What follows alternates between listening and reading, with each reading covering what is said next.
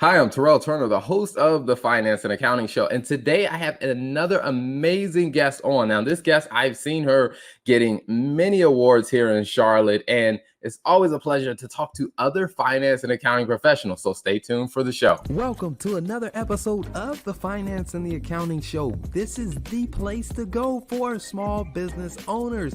If you're looking for a great way to understand the finance and the accounting side of your business, you're in the right place. So stay tuned and enjoy the episode. So I promised you a great guest. So let me bring on Nesha Pai. Welcome to the show, Nesha. How are you? Hey, Terrell. I'm doing great. Thank you for having me. Absolutely. Now, I came across you because I saw on LinkedIn the different awards, and then you were being asked to serve on a board. And I was like, you know what? She's doing great things. I need to connect with her. So, how thank you. You are very, very welcome. Now, before we jump into the details of, like I said, those awards, the boards that you're serving on, tell us a little bit about your background and kind of what led you into, starting your own firm. Yeah, so I graduated many moons ago from NC State and moved to Charlotte right after, just because I saw Charlotte as a promising southern city that would eventually just be the gem of the South. And I started in it was Big Six back then with a Arthur Anderson, which no longer exists. And kind of went through life and went into industry, got married, had a baby, and then had to go back to work when my son was 6. So I ended up going back to a regional firm. And then I was there for 5 years and had an unfortunate circumstance with my boss there where he didn't think I deserved a raise or the raise that I was looking for. So I quit on the spot. I did a Jerry Maguire. If you have any of you have watched that movie, I took my one big client with me, Cuba Gooding Jr. I took my one big client with me and I walked out. That was February of 2011. And I turned 10 this year. And it was the best decision of my life. Wow, that is, I do remember that movie very well. And, I bet that was probably, I guess, similar to him and I guess you say both exciting and scary moments. It was scary. I was a single mom and I had a mortgage and, the one big client did cover some of my expenses, but it didn't cover my, my life. And I just knew that the small business market was underserved. I knew that, and I knew that I could do it better. So I took that sort of mentality with me and I just swam. And built this company that I'm proud of. Awesome. That is amazing. It's one of those things that I think about for people who have, taken that step out and, with a whole lot of hope, faith, and a ton of hard work to build something.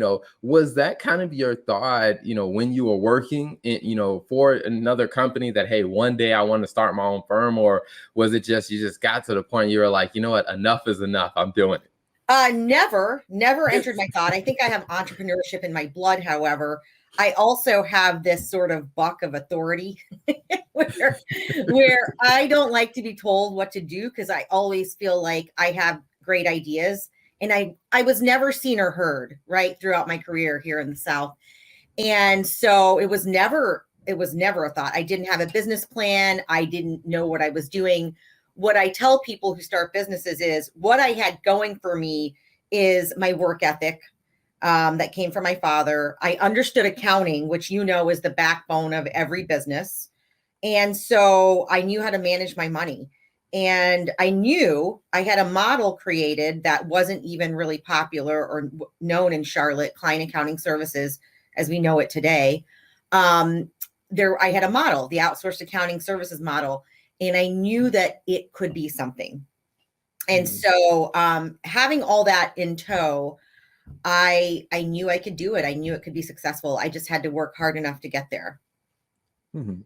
And you bring up a very, very good point because, during that time, I would say probably more recently, it started to catch on more about, outsourcing accounting Right. and, what was it like in those early days of, like I said, trying to help, potential clients understand like, hey, we'll do your accounting, but I won't like work for you full time. What was it like trying to get them to understand that concept? Yeah, I had clients more buy into it than colleagues. I straight up had an older white male colleague that I didn't even know reach out to me and ask me, like, he's like, I went to your website and I see what you're doing, but I don't understand it. And how are you making money? I started my model work from home. And I started my model hiring stay-at-home moms because I never wanted a stay-at-home mom to feel the way that I did, because I had a 6-year gap in my resume because I stayed at home with my son to raise him. And that was the reason that my ex-boss gave me as to why I wasn't good enough for that raise. And so I walked out thinking, I'm going to support stay-at-home moms and I'm going to save this crazy overhead that most accounting firms have, and I'm going to do it virtually and work from home. So colleagues of ours actually scoffed at me and made fun of me, whereas clients, slowly explaining to them what I'm doing and how to do it, and having my one big client as sort of my blueprint, it wasn't as hard to explain it to clients as it was to colleagues. And I look back now and I think I made work from home cool. I started the trend. Okay. I love it. I love it. It's something that I found to be interesting as well as, even, my business is structured very similar of doing a lot more work remotely. And when I explain it to clients and, they get it because from their perspective, it's like they're paying me for the value I'm able to deliver. But when I would talk to a colleague who didn't understand, they were just like, well, I don't understand how that works. And I'm just like, man, well, the people who pay me, they get it. That's what matters. That's all that matters. That's all that matters. And so here I am 10 years later. And, I didn't let any of that sort of discourage me. And I didn't let it get me down because, I didn't have the big fancy office. I didn't have all that. And I wasn't respected amongst our colleagues back then. And now, with all these accolades and all these different things that I'm getting and being more visible, it's kind of like a really cool moment, almost like that whole, the movie in the scene in Pretty Woman where she walks in and it's like, back into the store after she has money to spend. And it's kind of a cool aha moment. Mhm. Awesome. I think that is amazing. I mean, because just the fact of being in business, 10 years is something that, I think isn't fully appreciated by most, because most people they don't understand all that goes into being able to just start a business, let alone keep it going for 10 years. As you kind of made it through those milestones, what were some of I guess, were there any moments in your journey where you were just like, you know what, I'm not sure if I want to continue this, or you kind of debated the idea of going back to getting a job, or were you just like, I'm all in on this? Well, great question. Of course, we have those moments as entrepreneurs, but I was a single mom and I didn't have an income backup. I didn't have a secondary. So my thought process was, you are not going to fail. You're all in. You're going to make this work and you're going to keep going. And, there are ups and downs, there were ebbs and flows in income, especially in the early years, and mistakes, lots of mistakes I made. But I'm one of those people that when I go all in, I go all in. So I didn't have a choice. I didn't want to go back to work for the man. I didn't want to go back to corporate America. I wanted to be my own boss because I knew that I could not only make more money than what my boss said I was limited to, but I could help other people. I could help other people with creating jobs. I could help other people with Where do I want to serve? And with the money that I have now, what can I do to serve the community? And I wanted to make my own choices to do that. I didn't want the man to tell me, like, you got to put your money into like United Way, or you've got to do this, or you've got to do that.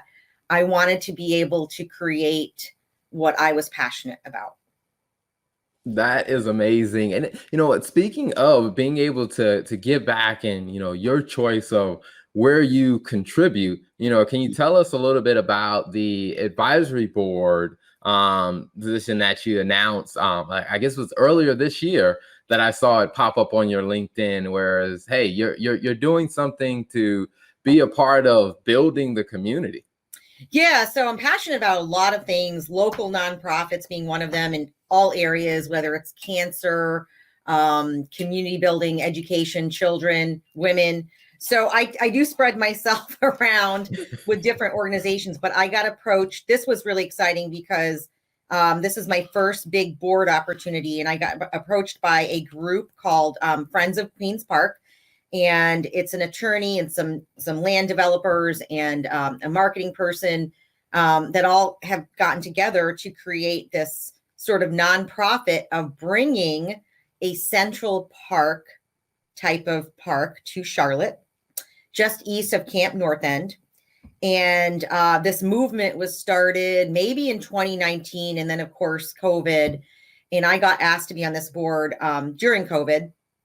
And so it's just now starting to pick up and get momentum. But it is about creating this massive green space in an area which is now just a dead rail yard.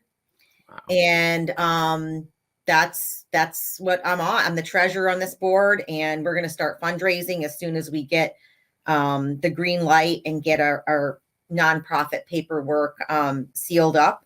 And I'm excited about it. So this is something really that could be really big for Charlotte. And we need all the support we can get in order, to make this a reality. Awesome. I absolutely love that. I mean, it's always great when, like I said, you can use your skill set to contribute to such a great project like this. Yeah. And so, this is just the beginning. So look out for more details on all of that.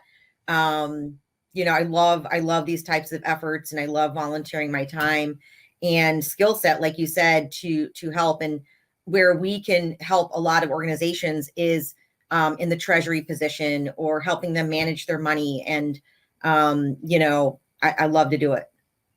Awesome. I absolutely love it. Now, so I want to talk a little bit more about, your business and the types of services that you provide. So the audience kind of understands, like, hey, what are the awesome services you provide? And then how you can add value to their business as well. Yeah. So I do what's called client accounting services or outsourced accounting services. And we are your outsourced accounting department. So think of me as I would be the controller / CFO, more on the controller side. And you have a dedicated staff person, and we help manage your bookkeeping, your payables, your receivables, government notices. We kind of are your, daily, weekly, monthly accounting team. And we manage everything that would touch your, finance arm. And whether that is, we don't do taxes, but I have a tax partner, for example, and I collect resources, kind of like someone like you. So if a client is looking for more strategy, CFO work, I would connect them to you. I would connect them to my tax person, my payroll people. So, I kind of help create the whole ecosystem around what they need to keep their accounting part, successful. Awesome. Absolutely love it. Now, where can people find you online or on social media if they're looking to find out more information or to even get in touch with you?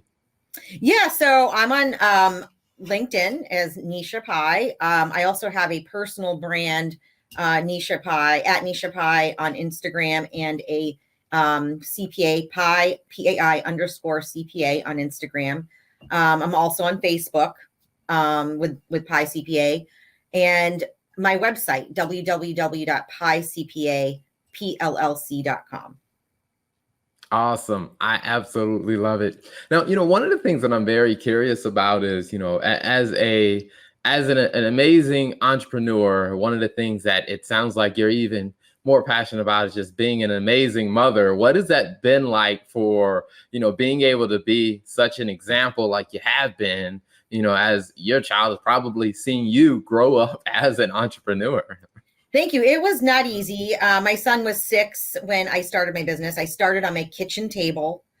And so I took over the kitchen for many years, and it wasn't easy. And he was my motivator. He was my why. I wanted to create this example for him. He just graduated college in engineering, and he has this entrepreneurial spirit about him. So, one thing I'm proud of is kind of leaving this legacy for him of this strong mother who he has an example of a strong woman out here who has created something. And to me, you can't put a price on that. Like, money can't buy that. And so I'm really proud of, if anything, that I've been able to be this example to him. Awesome. That is amazing. It's always great when you can see not only just, like I said, the monetary benefit, but also, like I said, you can see that lesson and that example exemplified. That is huge. So even though I didn't see the journey, I'm thankful that I'm hearing the story. Oh, thank you. Thank you. Awesome. Well, before we wrap up, one question I always like to ask every guest that comes on is, when you think about, your journey of where you've been, and you think about where you are now, and just even your prospects of where you're going in the future, what's 2 pieces of advice that you would share with other business owners? Number 1, don't give up. I think that too often business owners get to a rough patch and they feel like, I can't do this, or I can't keep going. And yes, you can keep going. You just have to find another avenue or another way, and know that whatever obstacle you're facing is temporary. So don't give up. Just keep going. That's my biggest piece of advice. My second is, really, in the process of being an entrepreneur, it takes a lot of self-reflection, and, it's a constant learning. So keep learning about yourself, keep growing, do all the things that you need to grow, whether it's take seminars, read books, get in touch with your spiritual self, all the things that will help you become a stronger person and a stronger leader. That's very important, to keep investing in yourself. Awesome. I think that is amazing. Well, Nesha, thank you so much for coming on. And before we wrap up, can you repeat the website one more time so people can find you? Yes. I actually have 2 websites. Can I share them? Go ahead. Okay.